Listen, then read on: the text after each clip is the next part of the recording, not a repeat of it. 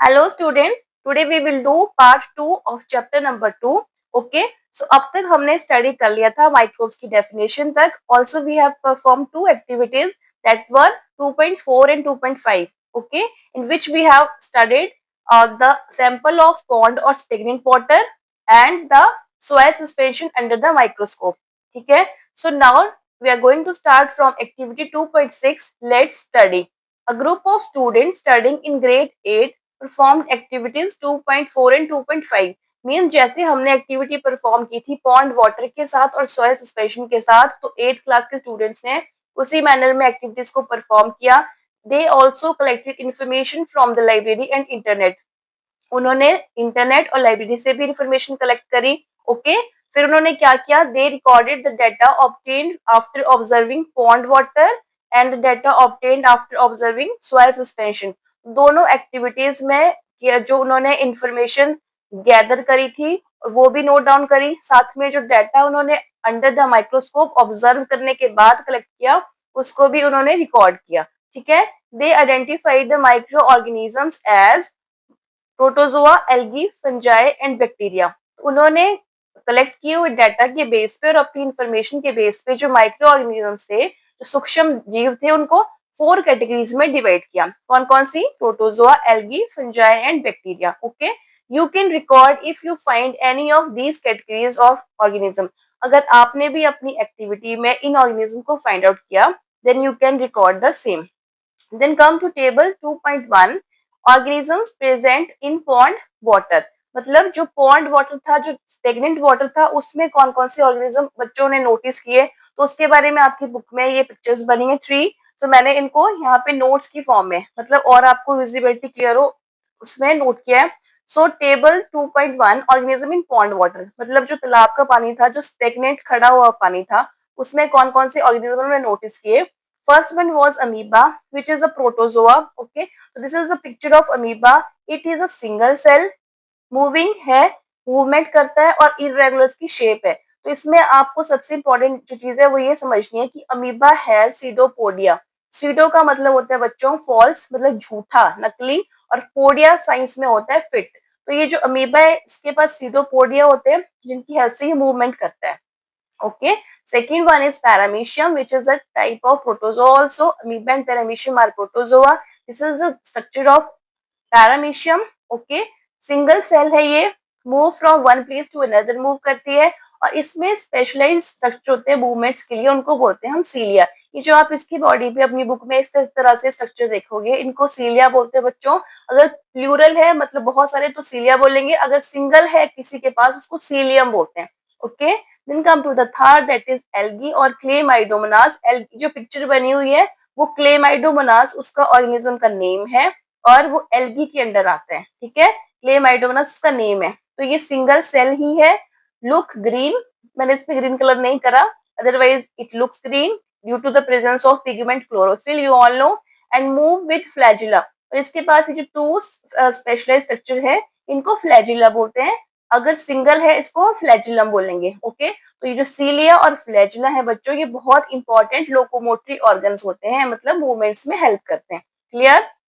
फिर आपकी बुक में देखिए सामने वाले पेज पे टेबल 2.2 है. ओके, और 2.2 में क्या लिखा है? Organisms present in soil suspension. अब पहले हमने पॉन्ड वाटर वाली स्टडी की, अब हम करेंगे सॉइल सस्पेंशन में बच्चों को कौन कौन से उन्होंने माइक्रो ऑर्गेनिजम्स को नोटिस किया. सो उसमें आपके पास बने हैं 4 पिक्चर्स. ठीक है, सो लुक हियर. ये जो फर्स्ट है, मतलब नंबर मैंने 4 डाला है. ये वाला पिक्चर होगा ब्रेड मोल्ड का, जो कि एक फंगस है, फंजाई का टाइप है, और वो कैसा है? ब्रांच्ड फिलामेंटस है विदाउट क्लोरोफिल. इनमें क्लोरोफिल नहीं होता, so they can not make their own food. और ये सैक लाइक होते हैं, सैक होता है बैग की तरह. ठीक है, एक पाउच की तरह, थैली की तरह. 5th नंबर पे आता है एक फंजाई है जो कि पेनिसिलियम जिसका नेम है, ये मैंने आपको स्टार्टिंग में भी समझाया था. उसका ब्रांच फिलामेंटस स्ट्रक्चर होता है विदाउट, वो भी विदाउट क्लोरोफिल है, और ब्रश लाइक इसका स्ट्रक्चर है. देन आपको ग्रीन ग्रीन कलर के इस टाइप के स्ट्रक्चर दिखेंगे, वो अंडर द एल्गी के अंडर हम स्टडी करेंगे, और they are spherical, contain chlorophyll. Green है क्योंकि they contain the pigment chlorophyll. फिर आप लास्ट पे आना, जो ये वाला बैक्टीरिया का डायग्राम है. तो बच्चों जो बैक्टीरिया की पिक्चर है ना, उसकी जो जिस तरह से शेप बनाई है उस तरह से उनका सामने नेम है, spherical, look here, spherical, comma, और ये रॉड शेप्ड और spiral shape, they can have any shape, okay, different shapes इनकी होती हैं। वन लॉन्ग, अभी ये मैंने रॉड शेप जो बैक्टीरिया है उसकी पिक्चर ड्रॉ करी है, ठीक है, इसमें क्या होता है, वन लॉन्ग, एक लॉन्ग हेयर लाइक स्ट्रक्चर होता है जिसको फ्लैजिलम बोलते हैं, है ना, सिंगल सिंगल है तो उसको फ्लैजिलम बोलेंगे। और साथ ही में ये न्यूक्लियाइड जो है बच्चों, ये बैक्टीरियल सेल की एक करेक्टरिस्टिक है, मतलब ये सिर्फ बैक्टीरियल सेल में ही मिलता है हमें nuclide. It is a nuclear material, genetic material है ये बैक्टीरिया का न्यूक्लियोइड, ओके। और इसके साथ साथ आप यहाँ पे स्मॉल हेयर लाइक प्रोजेक्शन देखोगे ऑल अराउंड द सेल, मतलब ये जो आपको प्रोजेक्शन दिख रही है ना ये ब्लैक कलर की, इनको बोलते हैं पिलाए। और इनका फंक्शन क्या होता है, फ्लैजिलम तो हो गया, मूवमेंट में हेल्प करेगा बैक्टीरिया की, और ये जो पिलाए होते हैं इतने सारे, ये क्या करते हैं, ये हेल्प करते हैं, help the bacterium to stick to the surface of host, जो होस्ट जिसके ऊपर ये बैक्टीरिया अटैक करेगा या फिर रहेगा, उसकी ये क्या करते हैं, उस होस्ट से चिपकने में, स्टिक करने में बैक्टीरिया को हेल्प करते हैं ये उसके पिलाए। क्लियर? सो आई होप ये वाला जो टॉपिक है पूरा टेबल आपको भी क्लियर हो गया होगा। Then come to the next, that is, did you observe any of these or micro organism or something different, आपने इनमें से कोई ऑब्जर्व किया या कुछ अलग देखा, तो you can record in your notebook and discuss in your class, okay. So in table 2.1 and 2.2, इनमें हमने क्या देखा, हमने आइडेंटिफाई करा a variety of micro organisms, they are everywhere, वो हर जगह होते हैं और हम उनको सिर्फ माइक्रोस्कोप के थ्रू ही देख सकते हैं। अ डिवाइस दैट मैग्नीफाइज, जो उनको कितना बड़ा करके हमें दिखाता है, 100 to 400 टाइम्स। क्लियर? दो microscopes are small in, micro organisms are small in size, ये जो माइक्रो ऑर्गेनिज्म होते हैं बच्चों, ये साइज में बहुत छोटे होते हैं, but they play a very important role in our life, but हमारी लाइफ में ये बहुत इंपॉर्टेंट रोल प्ले करते हैं। अब आते हैं एक इंटरेस्टिंग माइक्रो ऑर्गेनिज्म पे जो इन चारों की कैटेगरी से बाहर है, बट उसको माइक्रो ऑर्गेनिज्म ही बोलते हैं। सो यहाँ पे लिखा है, ever heard of, viruses are microscopic and acellular. अब माइक्रोस्कोपिक तो कॉमन है, वो तो समझ गए कि अंडर द माइक्रोस्कोप ये दिखते हैं, बट ये जो ए सेलुलर है term, it is very important students, क्योंकि ये जो ये टर्म है ये डिफरेंशिएट करती है वायरस को अदर टाइप के माइक्रो ऑर्गेनिज्म से।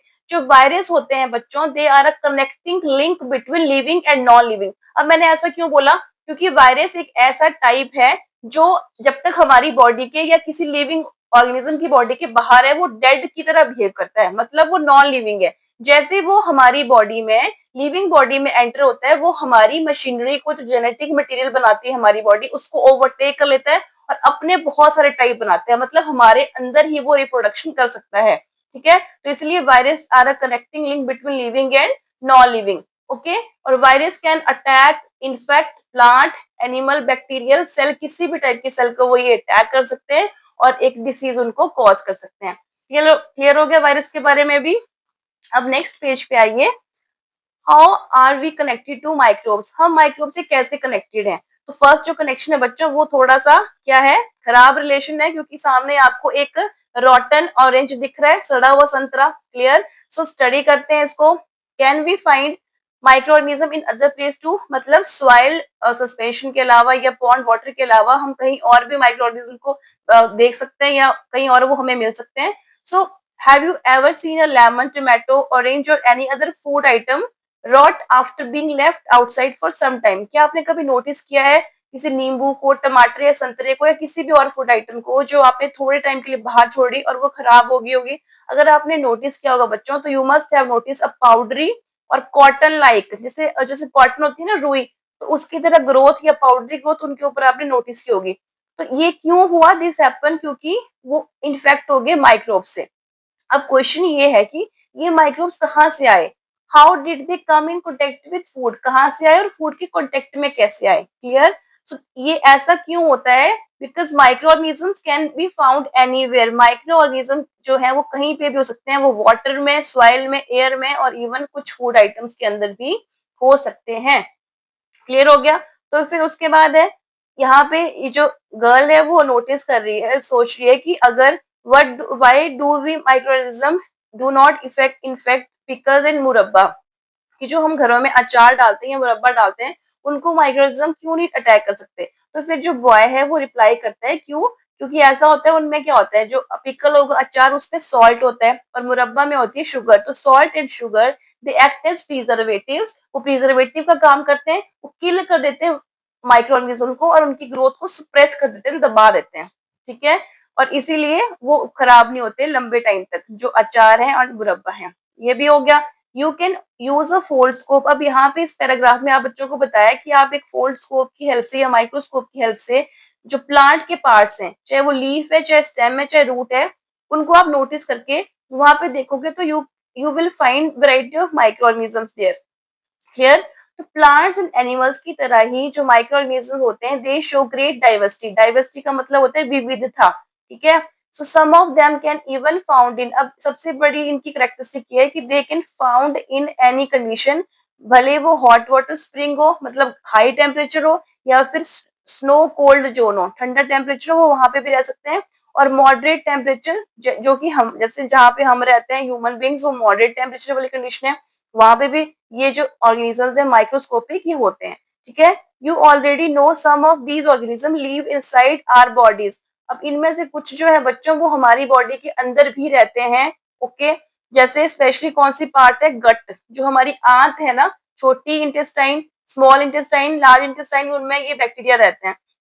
So you must have studied in grade 7 7th class में you have studied about the life process in animals, जिसमें आपने डाइजेशन के बारे में स्टडी किया होगा, okay. So like plants and animals, ये जो प्लांट्स एंड एनिमल्स हैं, इनकी तरह ही माइक्रो ऑर्गेनिज्म जो है वो वेरी करते हैं, मतलब डिफरेंस शो करते हैं शेप, साइज एंड स्ट्रक्चर में, ओके। सो जैसे कि आपने अभी बैक्टीरिया की अलग अलग शेप देखी, कौन कौन सी देखी थी हमने, स्फेरिकल, रॉड शेप थी, इरेगुलर था बैक्टीरिया, साथ में जो अमीबा है उसकी भी शेप इरेगुलर थी, ओके। सो नेक्स्ट आता है कि हाउ डज डाइवर्सिटी, जो ये विभिन्नता है माइक्रो ऑर्गेनिजम्स की, ये हमारी लाइफ में कैसे इंपॉर्टेंट रोल प्ले करती है, okay. Then come to the next, that is key players in cleaning the environment, मतलब एनवायरमेंट को साफ सुथरा बनाने में मुख्य भूमिका कैसे निभाते हैं ये माइक्रो ऑर्गेनिजम्स, उसको हम स्टडी करेंगे with the help of an activity. So activity 2.7, let's do. करना क्या आपको इस पूरी की पूरी एक्टिविटी में बच्चों, आपको क्या करना है, आपको एक खाली कंटेनर लेना है, उसको फिर आपने गार्डन, किसी गार्डन से मिट्टी ले लो या जहां से भी सॉइल मिलती है वहां से मिट्टी लेके उसको हाफ फिल कर लिया। उसके बाद उसमें आपको अपने घर के जो फ्रूट और वेजिटेबल्स के कट पील्स हैं, जो छिलके हैं ना, उसको उसमें डाल दिया और ऊपर से उसको सॉइल की लेयर से ही कवर कर दिया। फिर आपने उसको क्या करना, आफ्टर 2-3 वीक्स के बाद उसको ऑब्जर्व करना, 2-3 हफ्ते उसको वैसे छोड़ना, ठीक है। फिर आप क्या ऑब्जर्व करेंगे, आप कोई डिफरेंस, आप डेफिनेटली उसमें डिफरेंस देखोगे कि आपके जो पील्स थे फ्रूट्स एंड वेजिटेबल्स के, they are now changed into a dark coloured material, जिसको बोलते हैं हम मैन्योर। मैन्योर को हिंदी में उर्वरक बोलते हैं, देसी खाद भी इसको बोलते हैं, ठीक है। और ये मैन्योर जो है which is rich in nutrient, ये न्यूट्रिएंट्स में बहुत रिच होता है बच्चों, ये ह्यूमस में रिच होता है, मतलब ये एक ऐसा न्यूट्रिएंट है प्लांट्स के लिए जिसका कोई प्लांट्स को हार्म नहीं होता, फायदा ही फायदा होता है, क्योंकि इसकी जो वाटर होल्डिंग कैपेसिटी है वो अच्छी होती है, सॉइल के टेक्सचर को ये इंप्रूव करता है और फर्टिलिटी जो है सॉइल की उसको बढ़ाता है, ठीक है। तो व्हाट हाउ डिड, पर कैसे जो पील्स है, जो छिलके थे सब्जियों और फलों के, वो चेंज हो गए मैन्योर में, तो वो बच्चों के माइंड में क्वेश्चन आया है। सो इन एक्टिविटी जो हमने परफॉर्म की 2.6, you saw that soil contains various kind of micro organism. जो हमने सॉइल सस्पेंशन की एक्टिविटी की थी उसमें हमने क्या स्टडी किया था कि जो सॉइल है, ठीक है, उसमें बहुत टाइप्स के माइक्रो ऑर्गेनिजम्स होते हैं। तो some of these micro organisms, इनमें से सबसे कॉमन है fungi and bacteria, they act on the plant waste, उन्होंने प्लांट वेस्ट के ऊपर एक्ट किया, उसको ब्रेक डाउन कर दिया सिंपल न्यूट्रिएंट रिच मैन्योर में, okay. So you may have seen, आपने देखा भी होगा कि जो गार्डनर्स होते हैं बच्चों, वो अपने क्या करते हैं, जहां पे भी प्लांट वेस्ट होता है उसको इकट्ठे करके वो एक पिट में डालते रहते हैं, मतलब गड्ढों में भरते रहते हैं। तो क्यों ऐसा करते हैं, अब आपकी समझ में आ गया होगा, this is a simple way to prepare manure, manure तैयार करने की वो एक सिंपल सी टेक्निक है। फिर ये वाला जो पैराग्राफ है, आर साइंटिफिक हेरिटेज, मतलब हमारी जो वैज्ञानिक विरासत है, उसमें क्या है, हमारे जो वेद हैं, ठीक है, हिंदू धर्म में 4 वेद होते हैं, तो वेद जो है उसमें भी क्या है, इनका रेफरेंस है माइक्रो ऑर्गेनिज्म का, जिसमें इनको क्रीमी बोलते हैं, क्रीमी का मतलब होता है कीड़ा, ठीक है। सो जो वर्ड है कृमि, उसका उसमें वर्णन है हमारे वेदों में। तो उनको डिवाइड किया था, दृश्य जो विजिबल मतलब जो दिख जाते हैं, और अदृश्य अदृश्य जो नहीं दिखते, इनविजिबल होते हैं। और इवन जो अथर्ववेद है उसमें स्पेशल रेफरेंस भी है कृमि का, इन कीड़ों का। ठीक है, फिर आते हैं नेक्स्ट पैराग्राफ पे। If you look around carefully, अगर आप अपने आसपास ध्यान से देखोगे तो आपने देखा होगा कि जो डिकेइंग है, ठीक है, मतलब जो गले सड़े प्लांट हैं या फिर पत्ते हैं, किसी कंटेनर में पड़े हैं, भले ही वो गार्डन में पड़े हैं, वो कुछ टाइम के बाद अपने आप ही वहां से डिसअपियर हो जाते हैं, आपके बिना किसी एफर्ट के। तो ऐसा इसलिए होता है क्योंकि जो माइक्रो ऑर्गेनिजम्स होते हैं वो उनको ब्रेक डाउन कर देते हैं, कॉम्प्लेक्स जो उनके अंदर मटेरियल उसको सिंपल मटेरियल में वो चेंज कर देते हैं, और फाइनली वो सारा कुछ कहाँ मिलता है, सॉइल में, मतलब सॉइल के अंदर वो न्यूट्रिएंट्स चले जाते हैं। ठीक है, सो micro organisms also decompose dead bodies हैं बच्चों, जो मृत शरीर है एनिमल्स के, उनको भी ये क्या करते हैं, डिकम्पोज कर देते हैं, गलने सड़ने में हेल्प करते हैं। ओके, सो इसलिए माइक्रोब्स जो है, ये इंपॉर्टेंट लाइन है, help recycle the waste and return important nutrients to nature. और प्रकृति से ही हम बने, और ये न्यूट्रिएंट्स जो है वो प्रकृति को ही ये माइक्रोऑर्गेनिज्म वापस लौटा देते हैं। ठीक है, तो मैन्योर फॉर्मेशन, जो ये मैन्योर बनने फॉर्मेशन है, वो एक ऑप्टिमल टेम्परेचर पे होती है, और मॉइस्चर लेवल भी चाहिए उसके लिए अप्रोप्रिएट। क्लियर? सो आपसे क्वेश्चन है ये कि it is not, isn't it interesting, क्या ये एक रोचक बात है? नहीं है कि बाय नाउ अब आपको समझ में आ गया होगा कि जो बैक्टीरिया एंड फंजाई हैं वो टाइप्स ऑफ माइक्रोऑर्गेनिज्म होते हैं जो कि इंपॉर्टेंट रोल प्ले करते हैं हमारी लाइफ में। And guess what, these bacteria, और ये जो बैक्टीरिया है वो एनिमल वेस्ट को, जैसे डंग है जो एनिमल का वेस्ट मटेरियल होता है, उनका एक्सक्रीटा होता है, उसको भी डिकम्पोज कर सकते हैं। ओके, सो फ्रॉम एक्टिविटी 2.7 जो अभी हमने एक्टिविटी परफॉर्म की जिसमें मैन्योर बना था फ्रूट एंड वेजिटेबल पील से, तो यू कैन इन्फेयर, मतलब आप ही अनुमान लगा सकते हैं कि जो माइक्रो ऑर्गेनिजम्स सिर्फ प्लांट ग्रोथ में हेल्प नहीं करते by enriching the soil, but they also clean our environment by breaking down the waste. Okay, वो वेस्ट को तोड़ के हमारे पर्यावरण को भी साफ सुथरा बनाते हैं। Clear? Now come to the next page, that is, now think what would happen if microorganism did not exist on earth, कि अगर इस अर्थ पे माइक्रोऑर्गेनिज्म नहीं होते तो क्या होता, क्या होता? हर तरफ गंदगी होती है ना, क्योंकि इतना सारा साफ करना ह्यूमन बींग्स के बस में तो नहीं है बेटा। Okay, so a step further, इस वाले पैराग्राफ में आपको एक और इंपॉर्टेंस है माइक्रोऑर्गेनिजम्स की, that is microbes as a source of biogas. Biogas एक जैव ईंधन है बच्चों। So many organisms like bacteria and fungi, जो बहुत सारे ऑर्गेनिजम्स होते हैं, बैक्टीरिया एंड फंजाई होते हैं, जिसमें सबसे कॉमन वो क्या होते हैं, वो लीव करते हैं in an oxygen free environment. तो बच्चों जो ऑक्सीजन फ्री एनवायरनमेंट है उसको बोलते हैं एनएरोबिक। ठीक है, याद रखना ये टर्म इंपॉर्टेंट होती है। एरोबिक का मतलब होता है in the presence of air. जब मैंने इसके आगे एन लगा दिया तो इसका मतलब ये बन गया एब्सेंस ऑफ एयर, मतलब कोई ऑक्सीजन नहीं है। तो in the absence of oxygen में क्या होता है, कुछ बैक्टीरिया जो हैं वो क्या करते हैं, प्लांट एंड एनिमल वेस्ट को, जो कि एनवायरनमेंट में प्रेजेंट होता है, हमारे घरों के वाटर में भी हो सकता है, या फिर हमारे घरों का वेस्ट जो मटेरियल है वो भी हो सकता है, तो उसको वो चेंज कर देते हैं सिंपल सब्सटेंस में, और साथ में रिलीज करते हैं mixture of gases which contain carbon dioxide and methane, high proportion of another gas methane। तो जो बायोगैस है दैट मेनली कंटेन्स मीथेन, 60% के आसपास उसमें मीथेन होती है, और कार्बन डाइऑक्साइड। तो वो जो गैस होती है biogas, that is used as fuel है, वो फ्यूल का सोर्स है, ईंधन का सोर्स है। तो वो यूज होता है बच्चों कुकिंग में, हीटिंग में, बिजली बनाने में, या फिर जो व्हीकल्स है उनको रन करने में भी इसका यूज होता है। So it is the another importance of microbes anaerobic, जो बिना ऑक्सीजन के ये काम करते हैं। ठीक है, सो नेक्स्ट जो पैराग्राफ है इसमें आपको एक साइंटिस्ट हैं डॉक्टर नंद मोहन चक्रवर्ती, उनके बारे में बताया गया बच्चों की उन्होंने एक बैक्टीरिया को डिस्कवर किया था, और कब किया था, 1971 में डेवलप भी किया था, इनफैक्ट एक्सपेरिमेंट करके डेवलप किया था। और वो जो बैक्टीरिया है ना, वो क्या, उसका क्या फंक्शन था, वो ऑयल स्पिल्स को क्या कर सकता था, ब्रेक डाउन कर सकता था। ऑयल स्पिल्स होते हैं ऑयल के पैच जो तेल के रिसाव से बनते हैं। जैसे अगर आपको, आपने कभी स्टडी किया होगा तो जो समुद्री जहाज होते हैं ना, ठीक है, ये जब तेल के ट्रांसफर करते हैं एक कंट्री से दूसरी कंट्री में, तो बहुत सारा जो तेल है वो रिस जाता है इन द वाटर, और वो जो एक्वेटिक लाइफ है उसके लिए वो एक थ्रेट होता है, बहुत सारे उसमें एनिमल्स जो एक्वेटिक है वो मर जाते हैं। तो ऐसे बैक्टीरिया अगर हैं तो फिर वो क्या कर सकते हैं, वो उस वाटर को प्योरीफाई कर सकते हैं, क्लीन कर सकते हैं। इट मीन्स कि वो पोल्यूशन को कंट्रोल कर सकते हैं। तो उनका जो ये डिस्कवरी थी 1980 में, उनको अब एक पेटेंट मिला था। ओके, मतलब उनकी डिस्कवरी को, जो उनका एक्सपेरिमेंट था, उनको उनकी परमिशन के अलावा कोई और जो है वो री इन्वेंट या यूज नहीं कर सकता था। ओके, सो इनका एक इम्पॉर्टेंट कंट्रीब्यूशन है कि उन्होंने माइक्रोब्स का यूज हमें बताया to control the pollution. Clear. So next आते हैं, हाउ डज द डाइवर्सिटी, अब किचन से रिलेटेड आ जाइए कि जो ये माइक्रो ऑर्गेनिज्म की डिफरेंट टाइप्स हैं वो किचन में हमारी क्या इंपॉर्टेंट रोल प्ले करते होंगे। So micro organisms and food, इसमें आपको अंडरस्टैंड करना है माइक्रो ऑर्गेनिज्म का यूज हमारी किचन में विद द हेल्प ऑफ एक एक्टिविटी। ओके, सो एक्टिविटी में आपको करना है क्या बच्चों, you have to take two bowls, आपने दो बाउल ले लिए ए एंड बी, दोनों बाउल्स में आपने 200 ग्राम कोई भी या तो आटा डालो या मैदा डाल दो, साथ में उसमें थोड़ी थोड़ी चीनी डाल दो। ठीक है, और साथ में आपने क्या करना है, जो बाउल ए है उसमें आपने small amount of east powder, east जो है वो एक फंगस है, ठीक है, ईस्ट पाउडर डाल दिया बाउल ए में।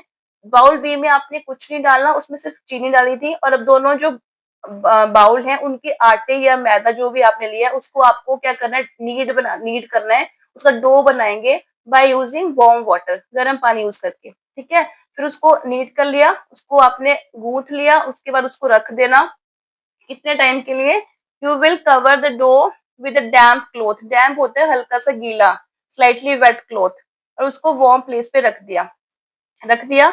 After that observe both bowls for after 4 to 5 hours, तो 4 से 5 घंटे के बाद भी अगर आपको उनमें कोई चेंज ना लगे, then keep them for some long time, more time के लिए रखो। फिर आप क्या नोटिस करेंगे बच्चों कि जो बाउल ए है उसका डो जो है जिसमें हमने ईस्ट डाला था वो राइस भी हो गया। ठीक है, उठा हुआ होगा, वो फ्लफी भी होगा साथ में, और उसमें एक अलग सी स्मेल भी आ रही होगी, जबकि बी वाले में ऐसा कुछ नहीं होगा। तो अब आपसे ये वाला क्वेश्चन है कि हमने उसमें शुगर और वार्म वाटर क्यों ऐड किया। जो शुगर है बच्चों वो ईस्ट के मेटाबॉलिक रिएक्शन जो होते हैं ईस्ट में, ठीक है, उनको इंक्रीज करता है, इसलिए शुगर का यहाँ पे रोल है।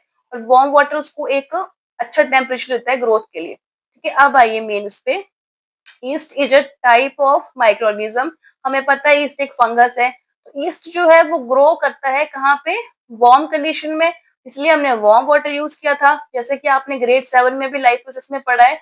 तो अदर ऑर्गेनिजम्स की तरह जो ईस्ट है बच्चों वो भी क्या करता है, रेस्पायर करता है, मतलब रेस्पिरेशन का प्रोसेस करता है, और रेस्पिरेशन का प्रोसेस हमेशा क्या होता है, break down of food and release of energy. ठीक है, अब जो एनर्जी रिलीज करते हैं अपनी ग्रोथ के लिए, ईस्ट एक्चुअली में खुद ही ग्रो कर रहा होता है, वो अपनी मल्टीप्लीकेशन कर रहा होता है हमारे आटे के अंदर। पर जब वो ये काम कर रहा होता है तो उस टाइम पे जो उसकी रेस्पिरेशन के प्रोसेस में जो गैस होती है वो रिलीज होती है कार्बन डाइऑक्साइड। तो उस कार्बन डाइऑक्साइड की वजह से जो बबल्स हैं वो डो में आते हैं और उसको सॉफ्ट और फ्लफी करते हैं। ठीक है, साथ में ही वो स्मॉल अमाउंट ऑफ अल्कोहल भी प्रोड्यूस करता है, इसीलिए उससे हमें अलग तरह की स्मेल भी आती है।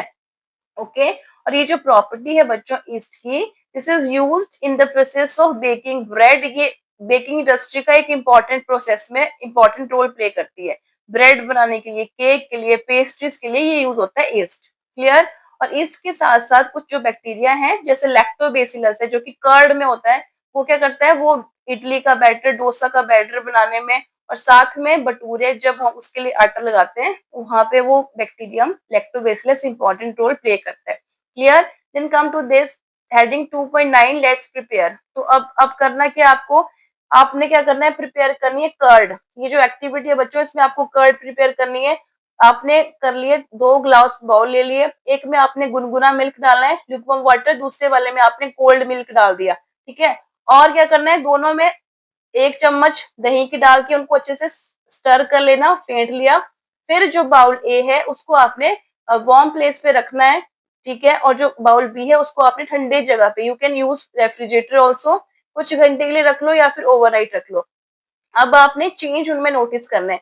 तो आपको एक टेबल दिया है, इसमें पहले तो लिखा है प्रिडिक्शन, मतलब आपने किया, अनुमान लगाया, और ऑब्जर्व क्या किया। तो हो सकता है बच्चों ने ये अनुमान लगाया कि दोनों बाउल में change in appearance of milk, जो मिल्क है शायद दोनों में चेंज होगा, क्योंकि मिल्क जो है वो लिक्विड फॉर्म में होता है, कर्ड जो है वो सेमी सॉलिड होती है।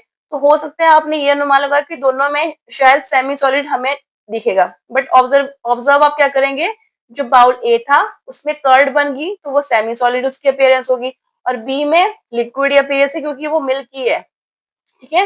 और सेकंड है change in the colour of milk. तो चेंज इन कलर में अगर आपने एक्सपेक्ट किया था तो बेटा दही और दूध के कलर में ज्यादा फर्क नहीं होता, फर्क उनकी कंसिस्टेंसी में होता है। एक लिक्विड है प्रॉपर, दूसरा जो है वो सेमी सॉलिड है, ठीक है, जिसमें थोड़ी बहुत वो जो छाछ सी है वो अलग हो जाती है, इतना सा डिफरेंस है। तो पॉसिबल रीजन क्या है इसका, एक में लैक्टोबैसिलस जो बैक्टीरियम है उसने फास्ट ग्रोथ की, स्पीड से ग्रोथ की और पूरे के पूरे मिल्क को जो बाउल ए था कन्वर्ट कर दिया कर्ड में, जबकि बाउल बी में ऐसा कुछ नहीं हुआ।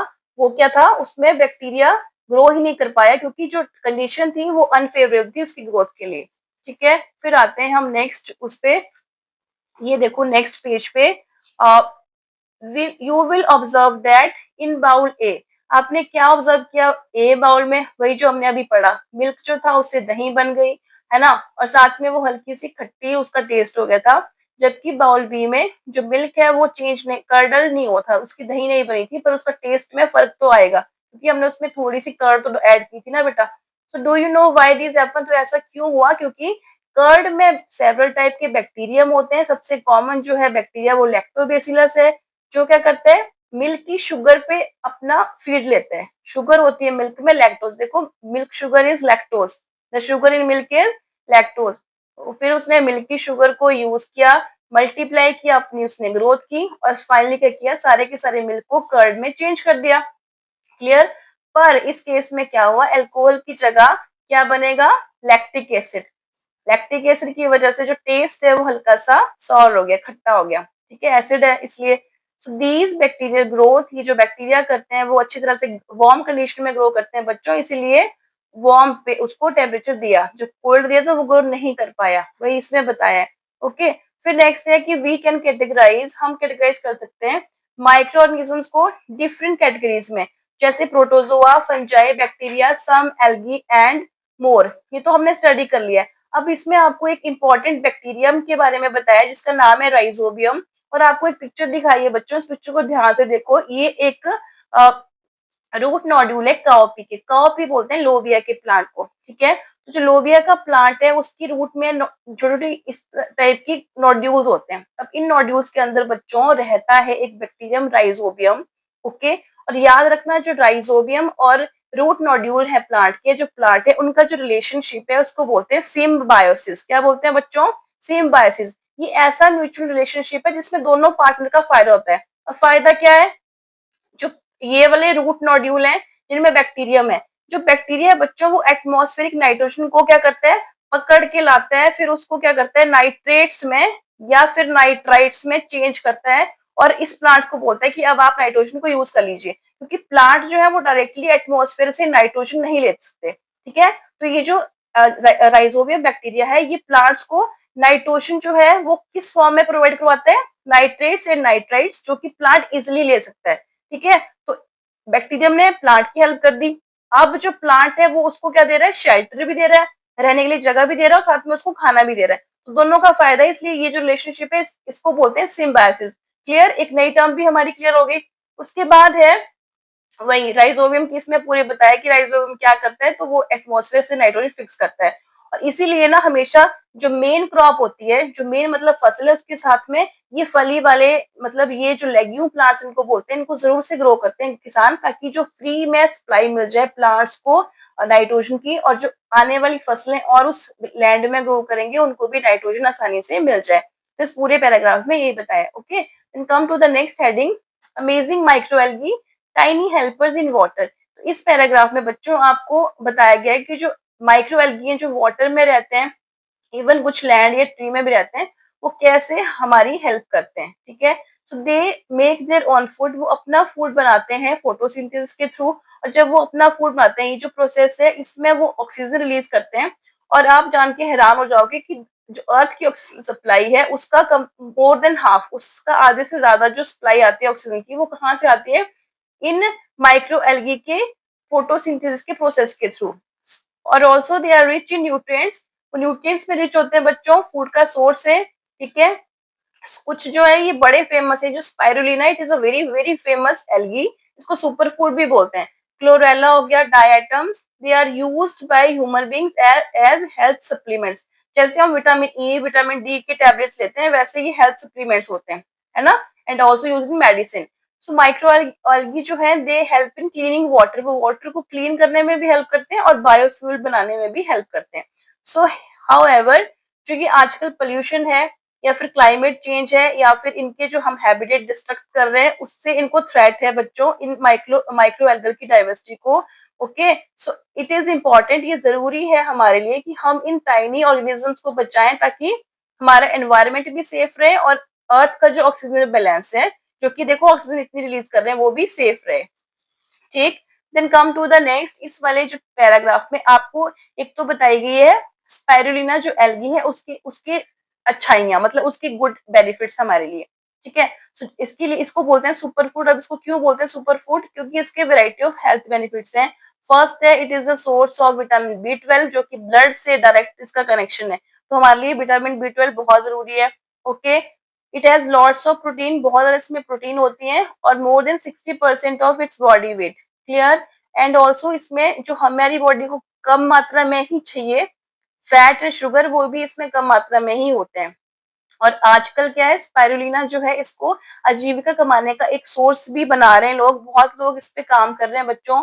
इससे जो है वो मनी कमाना इजी है और ज्यादा इसमें इन्वेस्टमेंट नहीं है। इसमें करना क्या होता है, एक क्लियर ग्लास टैंक सेट करना होता है ब्राइट प्लेस पे, जगह ब्राइट हो पर डायरेक्ट सनलाइट से दूर हो, फिर उसको शेड नेट से कवर करते हैं, फिर उसको मॉडरेट टेम्परेचर कंडीशन में रखते हैं, फिर पॉन्ड वाटर से फिल कर दिया, फिर उसमें स्पाइरुलिना, अब वो अगर क्रॉप उगानी है तो उसका बीज डालना पड़ेगा। स्पाइरुलिना को लिविंग लिविंग होनी चाहिए, लिविंग स्पाइरुलिना उसमें कलेक्टेड फ्रॉम पॉन्ड से, जो हमने पॉन्ड से कलेक्ट की थी उसमें, उसको ऐड कर दिया उस टैंक में। और एक बार, मतलब हफ्ते में, एक वीक में उसको 2 बार स्टर करना है, उसको हिलाना है। ठीक है, फिर 3 to 6 वीक के बाद इसकी पूरी फसल जब तैयार रहती है तो उसको हम क्या कर सकते हैं, हार्वेस्ट कर सकते हैं by filtering it from through a fine cloth. Okay, so देखो ये इतना इंपॉर्टेंट है, लाइवलीहुड भी दे रहा है, न्यूट्रिशन भी दे रहा है। ठीक है, अब आते हैं ऑलमोस्ट इस चैप्टर के लास्ट टॉपिक पे, that is why is cell considered to be basic unit of life. Cell को बेसिक, और ये ऐसा क्वेश्चन है, ऐसा टॉपिक है जो सीधा क्वेश्चन ही बन रहा है यहाँ से कि व्हाई इज सेल कंसीडर्ड, मतलब ये डायरेक्ट क्वेश्चन भी आ सकते हैं एग्जाम में। ओके, तो सेल को क्यों बोलते हैं? The body of all living organisms. सबको, अब हमने इतनी स्टोरी पूरी ये चैप्टर कर लिया, तो हमने अब तक यही सीखा कि हर जो लिविंग ऑर्गेनिज्म है उसकी जो बॉडी है that is made up of tiny building blocks known as cells. Okay, cell contain, cell के अंदर बहुत सारे कंपोनेंट्स हैं जो ऑर्गेनिज्म को वेरियस फंक्शन परफॉर्म करने में हेल्प करते हैं। प्लांट्स एंड एनिमल्स की बॉडी मैनी सेल्स की बनी होती है, that's why we are known as multicellular, means many celled organisms.